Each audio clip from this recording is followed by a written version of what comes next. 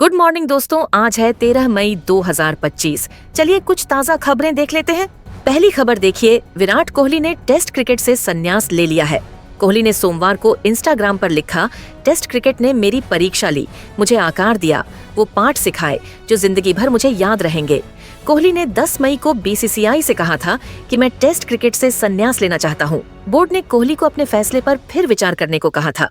11 मई को बोर्ड के एक अधिकारी ने उनसे बात भी की थी। आगे देखिए, चीन ने पाकिस्तान हथियार भेजने की खबरों को झूठा बताया है।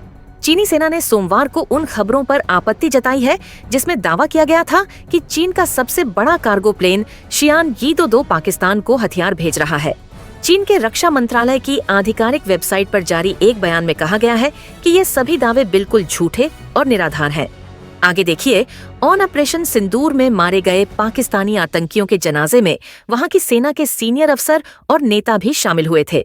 रविवार को भारतीय सेना की प्रेस कॉन्फ्रेंस में यह जानकारी दी गई। शामिल होने वालों के नाम बताए और तस्वीर भी दिखाई। आगे देखिए, भारत और पाकिस्तान के बीच सीज फायर के 43 घंटे बाद सोमवार को 9 राज्यों के 32 एयरपोर्ट्स खोल दिए गए हैं। एयरलाइंस कंपनियों की तरफ से यात्रियों के लिए बुकिंग शुरू कर दी है।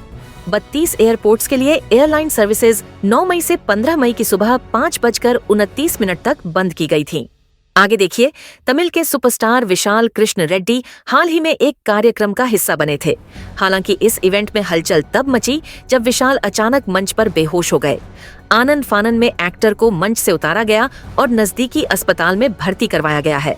फिलहाल एक्टर की हालत स्थिर बताई जा रही है। आगे देखिए, हाल ही में सोशल मीडिया पर एक वीडियो वायरल हुआ है जिसमें कुछ युवाओं से सड़क पर इंटरव्यू के दौरान भारत के राष्ट्रपति का नाम पूछा गया, लेकिन वे इसका सही उत्तर नहीं दे सके। अब इस वीडियो पर एक्ट्रेस और सांसद कंगना रनौत ने अपनी प्रतिक्रिया दी है। कंगना ने उन युवाओं की कड़ी आलोचना की है जो इस सामान्य प्रश्न का उत्तर नहीं दे पाए। आगे देखिए, सीज फायर के बावजूद भारत की तरफ से पाकिस्तान पर लगाई गई सभी 12 पाबंदियां अभी भी जारी हैं। इनमें सिंधु जल समझौते, पाकिस्तानियों पर लगी वीजा रोक और सोशल मीडिया अकाउंट्स पर बैन जैसे फैसले शामिल हैं। वहीं पाकिस्तान ने भी अपने किसी फैसले को नहीं बदला है। हालांकि भारत सरकार ने 12 मई को 32 एयरपोर्ट्स खोल दिए हैं, जबकि आईपीएल के दोबारा शुरू करने पर सरकार जल्द ही फैसले ले सकती है।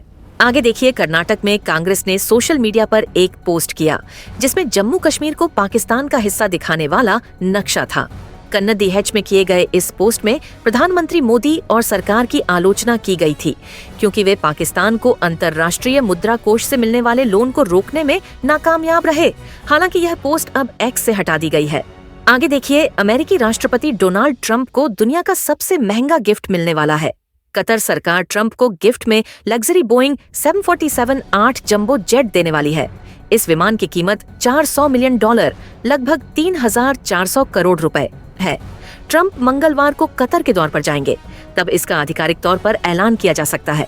आगे देखिए, पाकिस्तान में सोमवार दोपहर भूकंप के झटके महसूस किए। इसमें किसी तरह के जान माल के नुकसान की कोई खबर नहीं है। इससे पहले 5 और 10 मई को भी पाकिस्तान में भूकंप के झटके महसूस किए गए थे। पाकिस्तान में एक हफ्ते में तीसरा भूकंप आया है। आगे देखिए, भारत पाकिस्तान के बीच सीज फायर की घोषणा के बाद सोमवार 12 मई को सेंसेक्स 2,975 अंक 3.74% चढ़कर 62,430 के स्तर पर बंद हुआ। सेंसेक्स की यह साल की सबसे बड़ी तेजी है। इससे पहले सेंसेक्स 15 अप्रैल को 1,577 पॉइंट या 2.10% चढ़ा था। आगे देखिए, अमेरिका और चीन ने बढ़ते टैरिफ वॉर को लगभग समाप्त कर लिया है। दोनों देशों ने जेनेवा में ट्रेड डील की और 115% टैरिफ कटौती का ऐलान किया। दोनों के बीच यह समझौता फिलहाल 90 दिनों के लिए है। अमेरिका ने चीनी सामानों पर 145% और चीन ने अमेरिकी सामानों पर 125% टैरिफ लगा रखा है। इस कटौती के बाद चीन पर अब 30% और अमेरिका पर 30% टैरिफ लगा हुआ है। 10% टैरिफ रह जाएगा। आगे देखिए, सीएम योगी 2 दिवसीय दौरे पर सोमवार को वाराणसी पहुंचे। सर्किट हाउस में विकास कामों और कानून व्यवस्था को लेकर अफसरों, जनप्रतिनिधियों की मीटिंग ली। योगी ने कहा, लूट, चेन स्नेचिंग जैसी घटनाओं पर पुलिस सख्ती से रोक लगाए।